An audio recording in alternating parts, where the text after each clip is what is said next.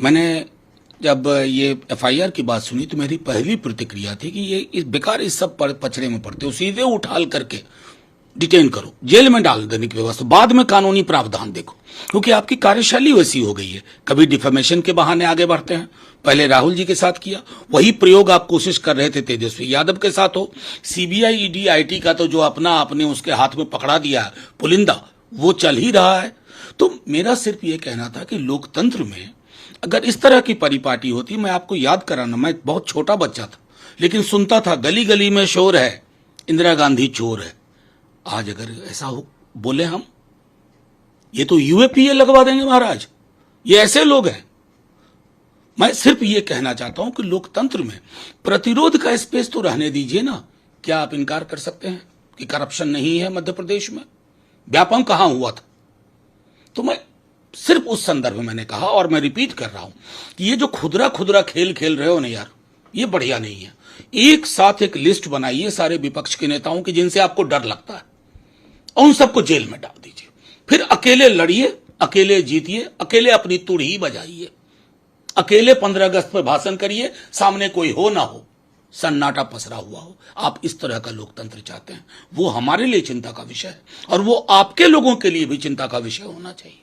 आप जो कह रहे हैं नहीं, देखिए, ये तो पूरी कहानी इनकी हम सब समझ रहे हैं कि ये किस प्रकार से प्रावधानों में, अभी तो नाम को लेकर के ही साउथ से आवाज उठने लगी है।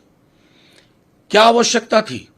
उसके अलावा जिस तरह के प्रावधान आप लाए हैं, मुझे तो शक है कि गृह मंत्री जी को खुद भी नहीं पता है कि वो क्या हाथ में पकड़े हुए हैं।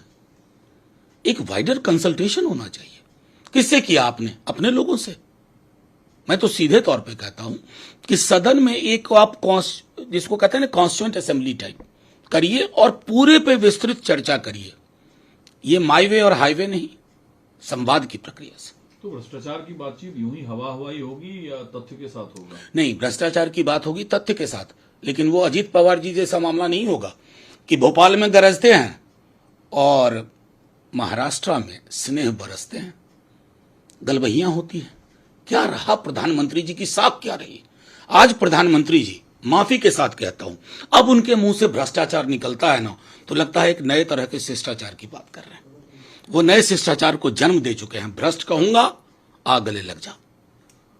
सर, 27 महबूबा मुफ्ती कहती है 1949 में पंडित जवाहरलाल नेहरू उत्साही कश्मीरियों के बीच तिरंगे के साथ खड़े थे, और 2023 में एलजी सुरक्षा कर्मियों से घिरकर अकेले तिरंगे लिए। देखिए, मैं इत्तेफाक रखता हूं, कश्मीर की जो नैसर्गिकता थी ना, उसमें कई सारी चीजें हुई जो विसंगति थी। कभी सेपरेटिस्ट ग्रुप द्वारा, कभी अतिरेक में अपने ग्रुप्स द्वारा, स्टेट मशीनरी द्वारा। लेकिन आज के दिन में जब आपने 2019 में कहा ना 370 विड्रॉ करते हैं, नॉर्मैलिसी आएगी। मैं बार बार कहता हूं, आप तो इतनी नॉर्मैलिसी नहीं ला पाए कि अपने सांसदों को जाने दें। ये नॉर्मैलिसी होती है। मैं अभी भी कहता हूं कि कश्मीर को जमीन का टुकड़ा मत समझिए। ये लोग भूल करते हैं, कश्मीर की जमीन देखते हैं, वहां की वादी देखते हैं, वहां के लोगों को नहीं देखते हैं। जिंदा लोगों के सरोकार बसते हैं वहां। अगर आप उनका दिल जीत लेंगे ना, तो किसी फोर्स की जरूरत नहीं होगी तिरंगा लहराने के लिए। तिरंगा वहां भी लहरेगा, तिरंगा यहां भी लहरेगा। लेकिन ये क्या कि डीपी में तिरंगा और बाकी जगह नहीं। आजादी में भाग को क्रिटिसाइज करते रहते हैं, लेकिन गृह मंत्री अमित शाह ने कहा आजादी के 75 साल हो गए, हम देश के लिए मर नहीं सकते क्योंकि आजादी मिल चुकी है, लेकिन हमें देश के लिए जीने से कोई रोक नहीं सकता। नहीं, तो कौन रोक रहा? ये गृह मंत्री जी का ये बयान तो मेरी समझ में नहीं आया। उन्होंने सदन में भी कहा था कि हमारा जन्म ही 50 में हुआ था, तो श्यामा प्रसाद मुखर्जी कहां था? हिंदू महासभा क्या हुआ करती थी? हिंदू महासभा ने तो मुस्लिम लीग के साथ भी बनाई। और हां, अमित शाह जी भूल गए आरएसएस का जन्म कब हुआ था, आरएसएस के लोग क्या कर रहे थे। देखिए, अब हम भी इतिहास में नहीं जाना चाहते हैं, लेकिन जो लोग नया इतिहास गढ़ने की कोशिश कर रहे हैं ना, उन्हें सावधान करना चाहते हैं कि जिस इतिहास की निर्माण में आपका कोई योगदान ना है, उसके बारे में अशोभनीय टिप्पणी तो कतई ना करें। महापुरुषों के बारे में अशोभनीय टिप्पणियां कतई नहीं करें, क्योंकि आप कितनों भी बड़े पद पे चले जाएं, आपका कद कभी उतना होगा ही।